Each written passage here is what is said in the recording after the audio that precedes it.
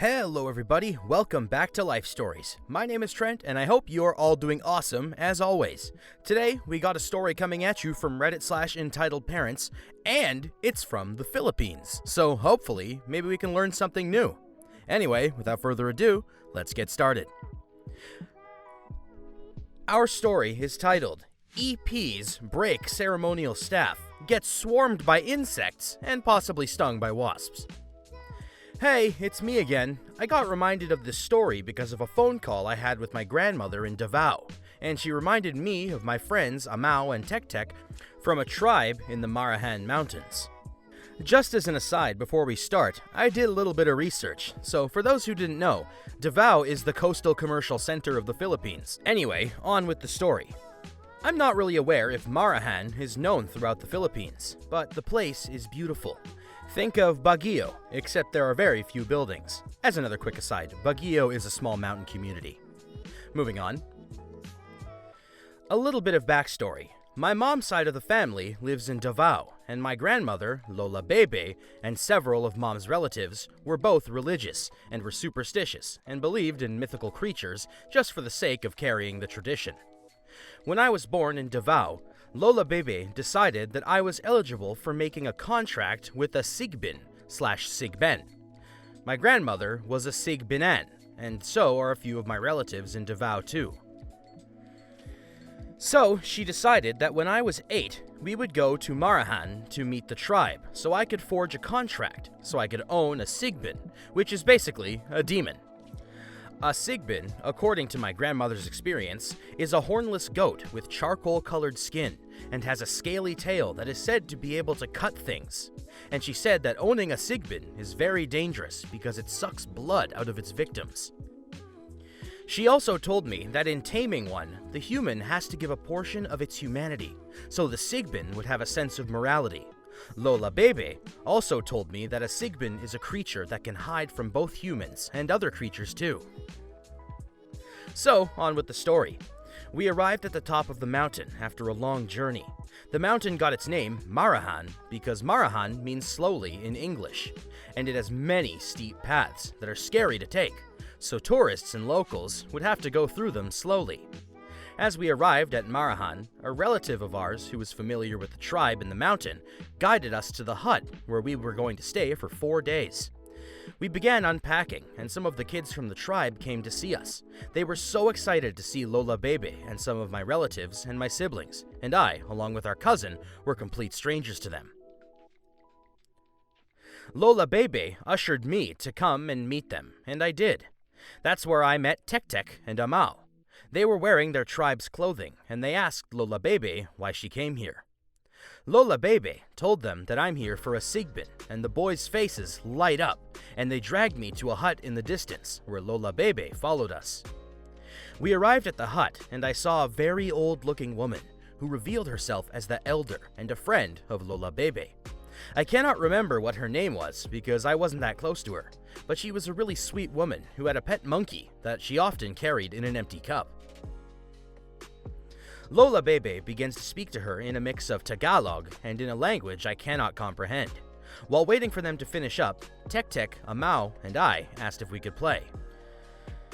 The elder nods and laughs, and according to my grandmother, said something about me not being able to overcome the forest because I lived in a concrete town and had the easy life below the mountains.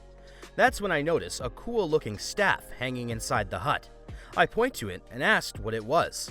My grandma said that it was a ceremonial staff that the elder uses to certify men of the tribe to become a hunter. I thought it looked cool and asked if I could have it. The elder laughed a bit and closed the hut, which in my point of view was very rude, but she opened it again with the staff in her hand. She hands it to me, and Lola Bebe tells me to be very careful with it, and I nod, and Tek and Amao and I began to run off. They lead me to another hut where they offered me the clothes their tribe wore.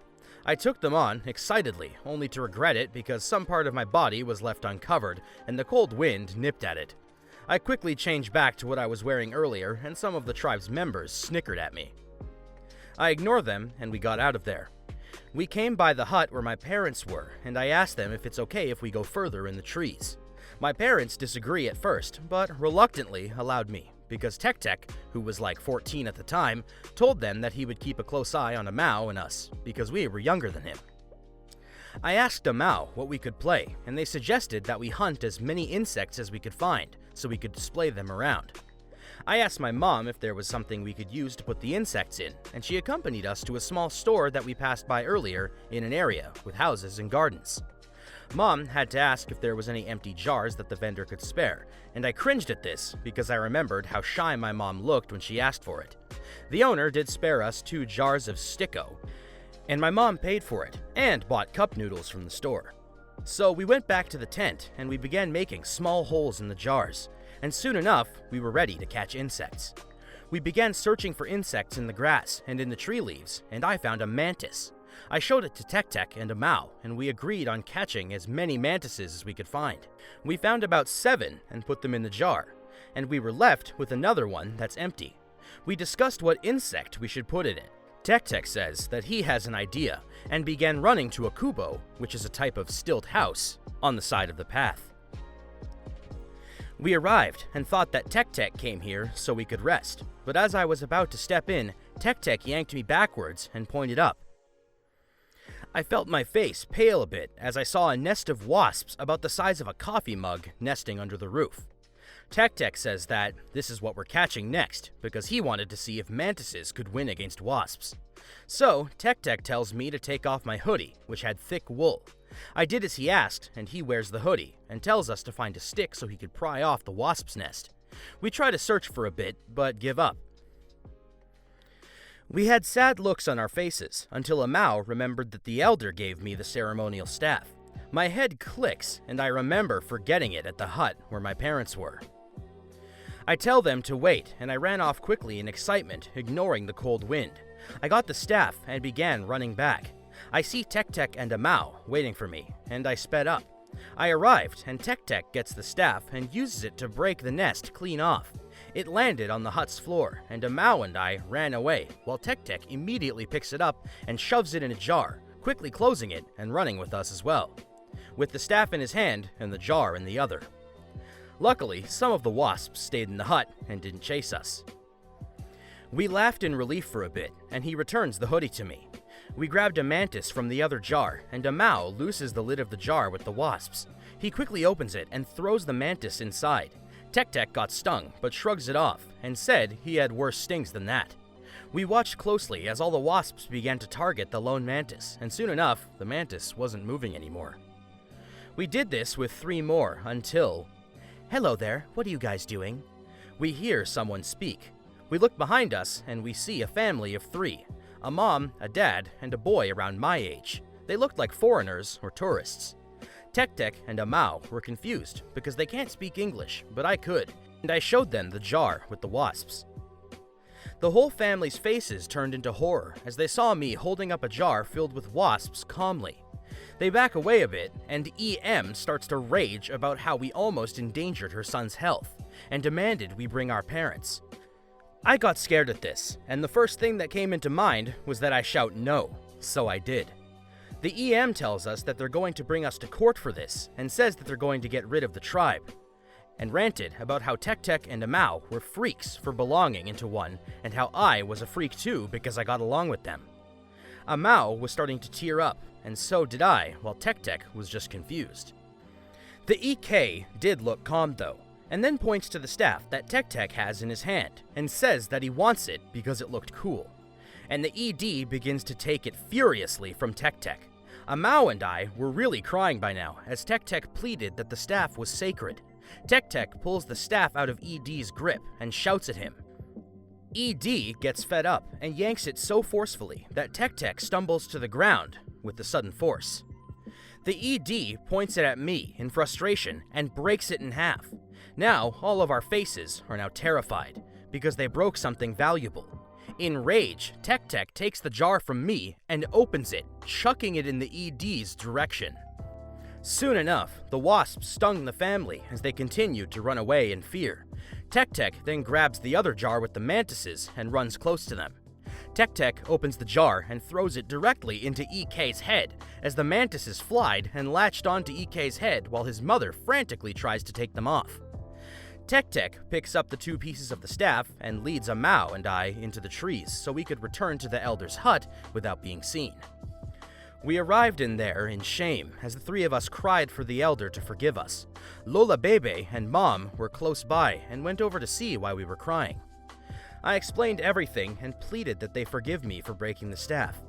The adults stayed quiet, and suddenly, Lola Bebe, Mom, and the elder laughed together, and the elder showed us the ceremonial staff and explains to us that the staff she gave me earlier was a fake, but to avoid being caught, she closed the tent and hid the real one, replacing it with a close replica. I still didn't move on, being tricked like that, but Amau and Tek moved on because apparently the elder was known in the tribe for being playful with children. And on the last day we were in Marahan, my ceremony began. It wasn't really something special, where the whole tribe sings and chants. It was very simple. All I had to do was recite the words that binds me and the Sigbin together, and to give a portion of my humanity, they had me clip off my nails and cut my hair and burn it in a fire.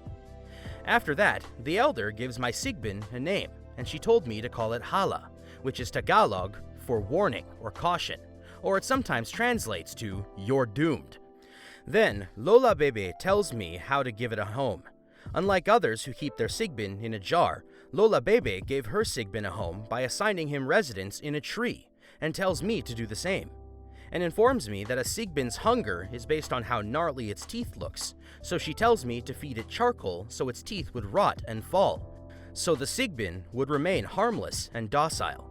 Sorry if it's very long, but this story is a huge part of my childhood. Also, I was upset to see that there are now houses being built in Marahan, and I feel like it'll lose its majestic view. But it's all for the best, because some of the houses built there, Lola Bebe and a couple of others helped in building those homes, so the tribe could live easier.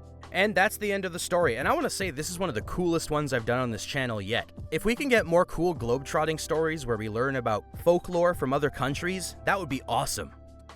And after that exceptionally long story, we are all out of time for today's episode, ladies and gentlemen. Once again, I want to thank you all for tuning into Life Stories. Don't forget to like, comment, and subscribe for more Reddit content coming your way. My name is Trent, and I hope to see you guys soon.